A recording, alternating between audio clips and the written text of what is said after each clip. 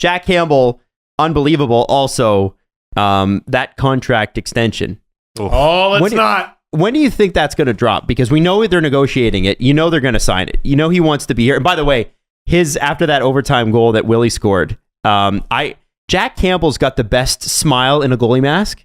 I always look at goalies like, how much emotion can I see in the little mask? Right. Jack Campbell's face squishes together. He means his smile.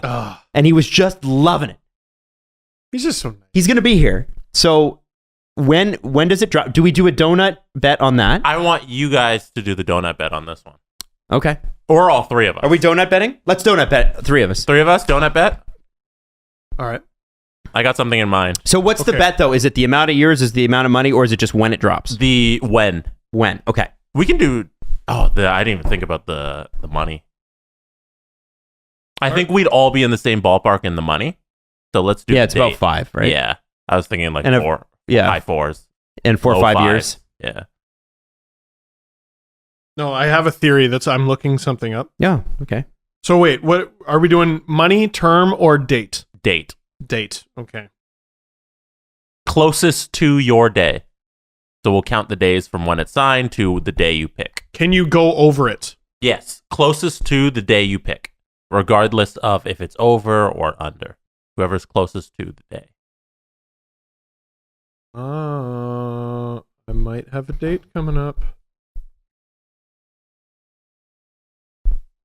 This is great. I'm sure this is a great listen right now. Mm-hmm. Adam, do you have your date? I do. Steve, do you have your date? I do. I got my date. Adam, you're up. November 20th. Oh. Steve? February 1st. Why? Because the Leafs are in Detroit, and Campbell is from Michigan, and Dubas is a sucker for that shit. Well, that's interesting. January 17th. Why that? Because it's really close to February 1st? No, you actually, you're better. You're in a better position than me because you get all the rest of the season. Yeah. You know, like it's a little unfair, but whatever. I think about when the Matthews contract came down in the middle of the winter. I think about that sort of timing of the season as you lead up to the trade deadline. I think a January date, so I picked the middle of January. I'd like Dubas to plan for the future. You know, one of the things I heard on the CJ show is the Leafs are sort of actually in sell mode. Oh. They're shopping. Well, Dermott. and that's what I was going to bring up next. So it's good that you got that. But let's the game. Let's talk to let's talk about the game. Let's talk about the bet. Okay. You know, I'm Steve, and I'm going to steer this where I feel right now. Mitch Marner, do your goddamn job. Mitch Marner, unbelievable game. He was on fire. The John Tavares goal with the net empty. I jumped from my couch. It was a great moment. Willie, best player on the ice. He was Matthews really good. also had a great night. I thought Matthews did too, and they stuck with it. What I didn't like during the game as the broadcast kept going back to, God, they look so frustrated, just downtrodden. Well, and I'm like, trying hard. Yeah, but that's their whole thing is they get down on themselves, right? The whole thing. No one denies what this team can do with their physical ability, but it's just pushing through those moments. And Tampa had too easy of a time controlling the Leafs, cutting them off in the neutral zone. And, Victor Hedman got a lot of shit for the giveaway that ended up leading to the goal. But he gives the puck away, and then everyone forgets John Tavares exists. I had a screen cap in the video. It's at least the second time this season where the greatest goal scorers in the sport know how to Jedi mind trick themselves into being invisible. Get open, but he's surrounded like a perfect box of 4 Tampa Bay Lightning players, none of whom are looking at him. They don't care that John Tavares is standing right there, a guy who could have a pretty mediocre season and hit 30 goals. And he just, all Marner's got to do is put the puck on his stick. It's not too complicated. And it goes in. Tavares having a sneaky good start. 9 points in 11 games. After a rough start. Well, and they're on a 4-game win streak, and he's arguably been the biggest part of that, maybe outside of the goaltending. And I would say, too, that his shooting percentage is due to come up. He's only shooting 10% right now. I think his career is about 13. So there you go. So that'll happen. And I have to say, that overtime goal with William Nylander.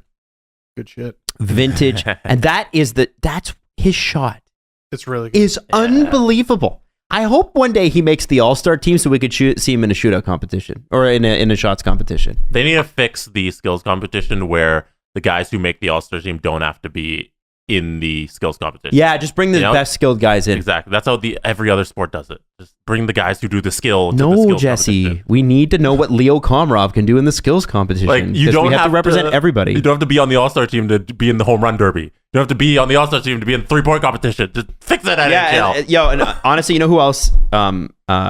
Who else does it right? Is the NBA with the all rookie teams. So that makes sure. Game, yeah. Like, imagine the All-Star game and like Matthews and McDavid are there in the rookie game, right? They used to do it.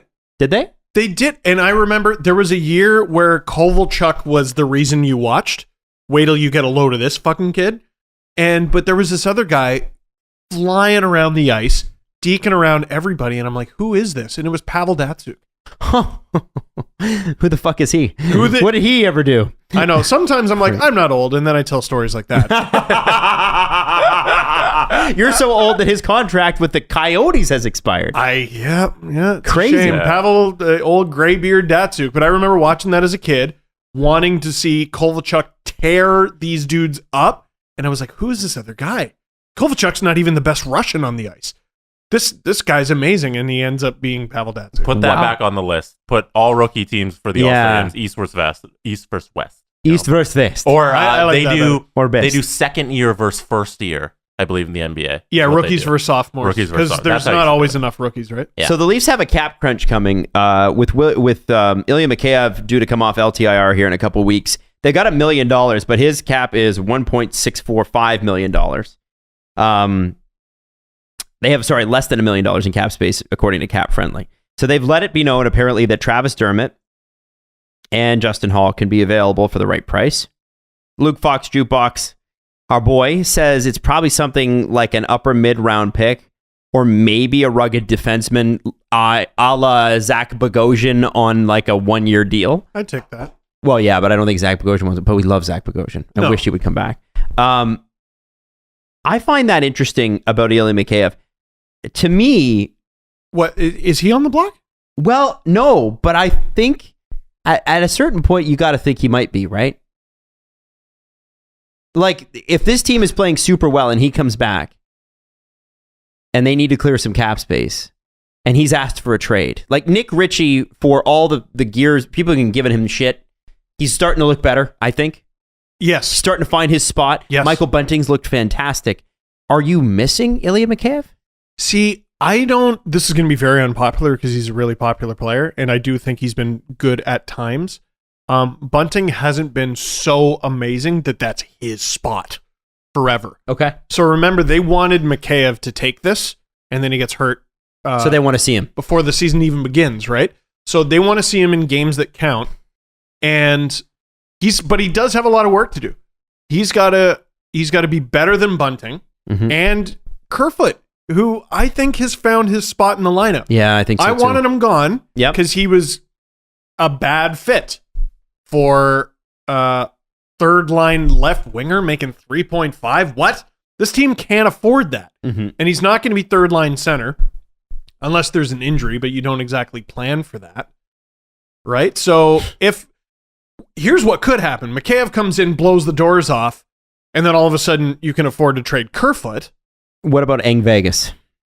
Or, more realistically, it could be a guy like Engvall. People are. I got a message last night going, how did Sheldon Keefe put Pierre Engvall out there on a 5-on-3? Oh, man, that guy. he can do such special stuff. things. He can.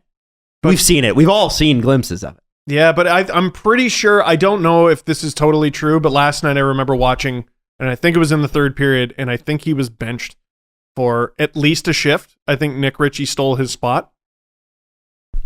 Okay, so then the coach doesn't trust him. Doesn't gel with the player, man. So you've got Hall and Dermott. Yep. And the Leafs are thin on picks, so you can see why they would want a fourth or a third or a second or whatever they get. A right shot defenseman's worth a lot in this league, as we know. Should be. It seems like Timothy Liljegren has earned his spot. My thing was, real good. You wanted some depth. So if you are going to trade, We understand Justin Hall's contract is more than double the cost of Travis Dermott's. Yes. But include their contracts in this and remember the Leafs contract situation.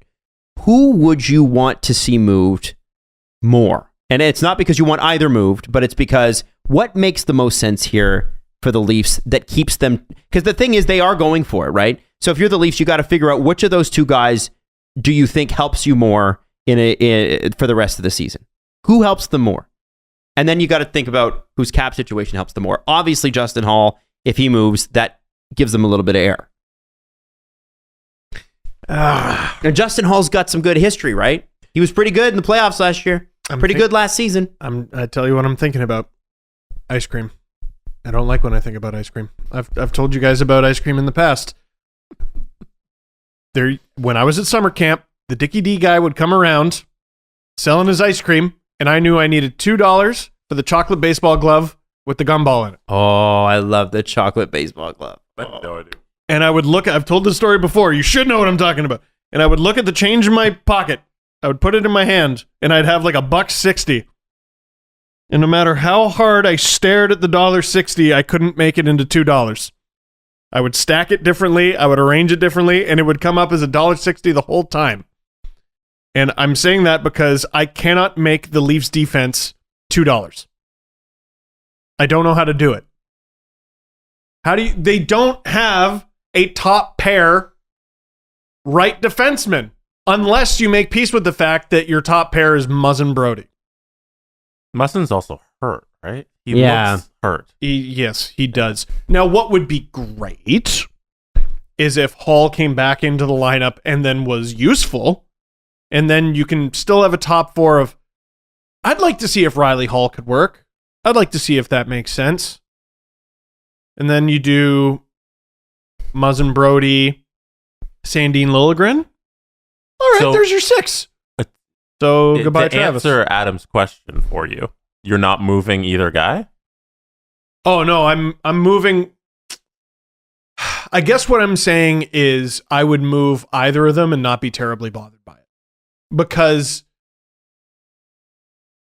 you do the pairings that I just said. Mm-hmm. You win in a cup? Maybe. They were great last year. They were. The problem was the team couldn't score. Also, they couldn't defend. Pretty good chippers in Muzzin's backyard. It'd be sad to see that relationship go away. Yeah. Well, and Hall is a popular teammate as well. Yeah, people love him. He's really... Not to say Dermott's not. People seem to love Travis Dermott. Yeah, but one of them's got to go. One of them's got to go. The thing CJ brought up is like the Leafs want flexibility, and like it's not even necessarily that they have guys coming off LTIR. It's they don't want more situations where they're forced to play a U of T goalie as their backup. You know what I mean? And like at some point, just make a decision. Just make a decision. Like I understand Dubas is betting on this group, but you can't bet on all of them, right? You can't be like, this is the group. This is the group right here. I'm ready to see change. I'm ready to see change there. Selling concerns me, though, a little bit. You can always be parlayed into buying. That's true. I would much prefer to see like them bring in someone like who you mentioned, like Bogosian type. If it was Hall for a pick, Radko Gudas. Yeah, well, he makes a lot of money, I think, and like might kill someone. One day Radko Gudas might kill someone. You know, and that's frowned upon. That's at least. Do people not like that anymore? It's at least a $5,000 fine. Yeah. Okay.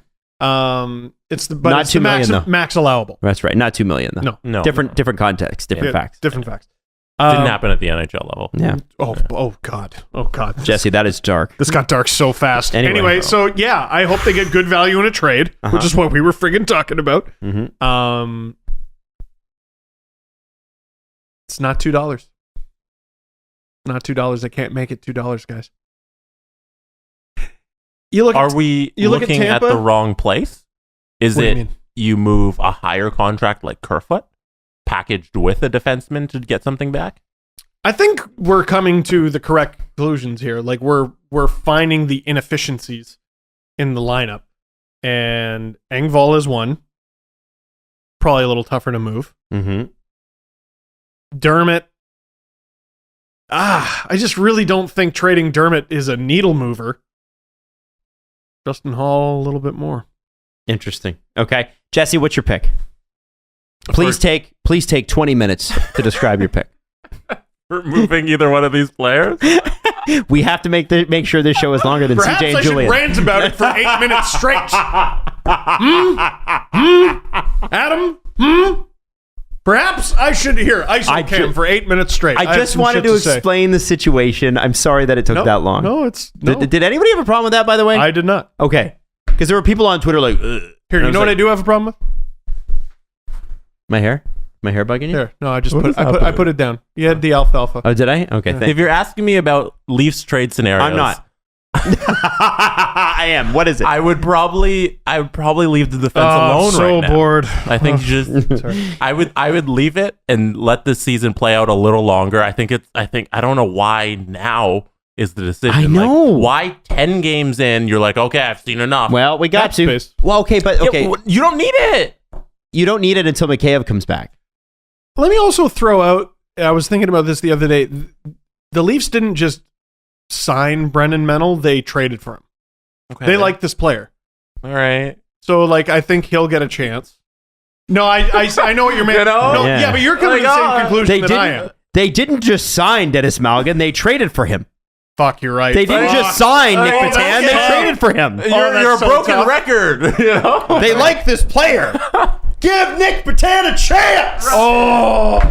What are we're arguing about their third line. Like, Oh no, this is what we do. No, man, this is top pair. This is the problem. top pair. Yeah, it's true. Sorry. I don't know who.